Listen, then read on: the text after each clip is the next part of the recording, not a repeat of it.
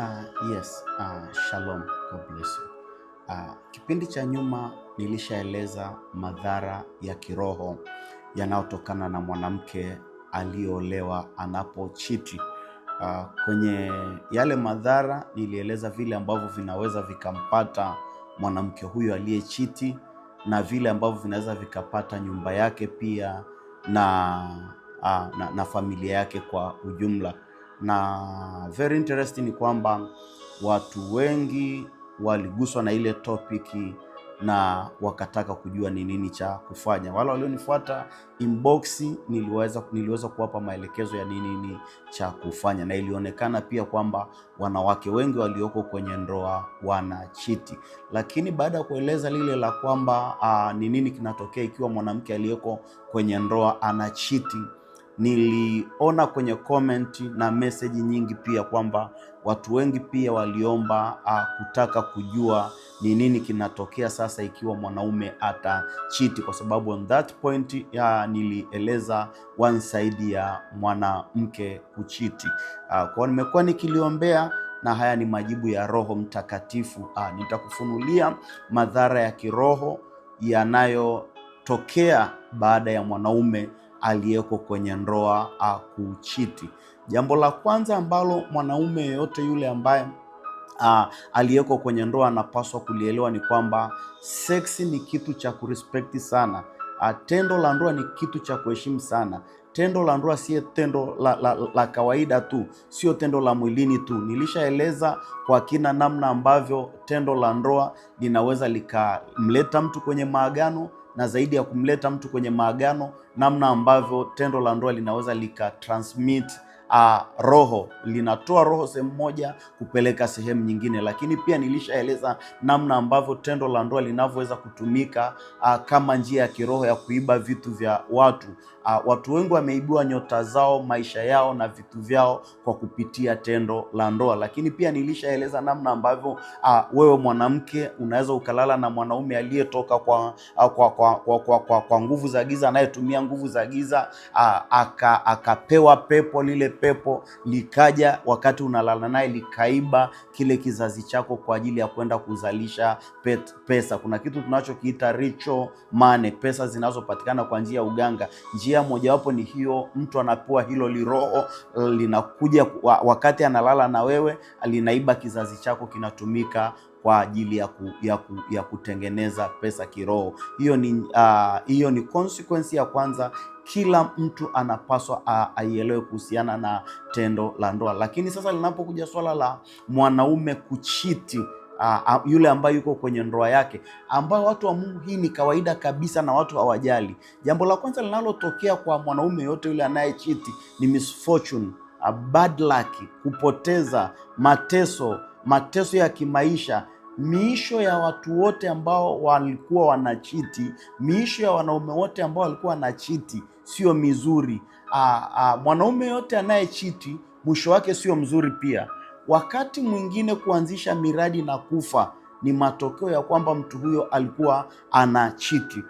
Kuna vitu vinakuja kula vile vyanzo vyako vya mapato na pesa zako kama wewe umekuwa ni mtu wa kuchiti. Ukisoma kwenye Malaki 2:13-14, maandiko yanasema kwamba umelivunja agano lako lilolifanya na mke wa ujana wako. Maandiko yanasema kwa sababu umelivunja hilo agano ulilolifanya na mke wa ujana wako, maandiko yanasema Mungu anakataa sadaka zako. Kama Mungu anakataa sadaka za mtu aliyevunja agano la mke wa ujana wake, Mungu anakataa hizo sadaka, that means Mungu anamkataa mtu yoyote yule ambaye anachiti. This is very interesting. Kama Mungu sio tu anakataa sadaka zako, Mungu akikataa sadaka zako, hata wewe mwenyewe amekukataa.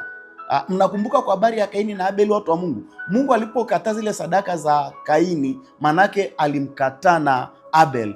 Yoyote yule ambaye anachiti, mwanaume yote aliyeko kwenye ndoa anayechiti, anakuwa reject kwa Mungu. Lakini jambo baya zaidi, maandiko anasema kwenye Timotheo, kadhalika wanaume kaeni vizuri na wake zenu, ili kuomba kwenu kusije kukazuiliwa. Cheating ni kitu kinachoumiza.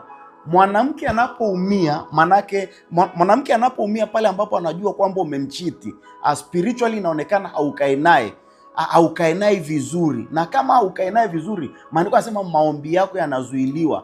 Watu wa Mungu, kama maombi yako yanazuiliwa kwa sababu ya kumuumiza mwanamke, ikiwa ni pamoja na kuchiti, basi baraka zinazuiliwa. Kuna namna ambavyo Mungu ana cut off vile vyanzo vyako vyote vya baraka.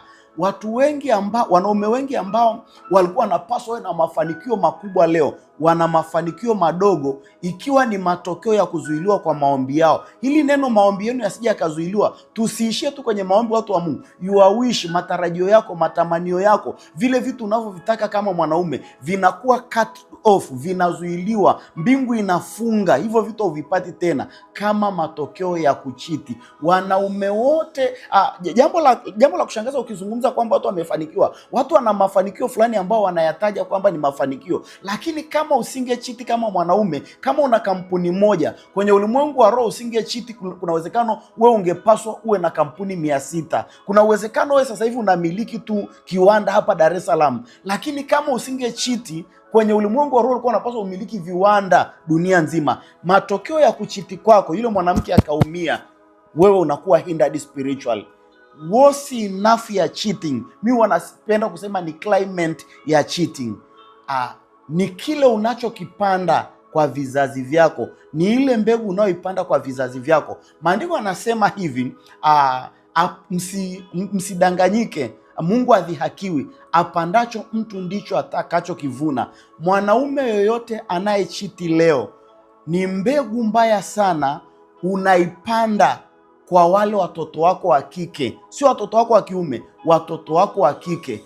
Mwanaume yoyote anayechiti leo anatengeneza pattern ya mtoto wake wa kike kuingia kwenye ndoa na huyo mwanaume akaanza kumchiti. Sijajua utajisikiaje pale ambapo una binti leo ameolewa, akaja kwako akaanza kukulilia, baba, nimeshindwa kukaa na huyu mwanaume amekuwa ni mtu wa wake wengi, huyu mwanaume amekuwa ni mtu wa kuchiti sana, ninaona kabisa ataniambukiza magonjwa, nimeshindwa kukaa naye, imeshindikana. Alafu ukajua wewe ndio ulipanda hiyo mbegu ya huyo mtoto kuwa cheated na yule mwanaume. Hii ndio climate mbaya kabisa ya hii cheating.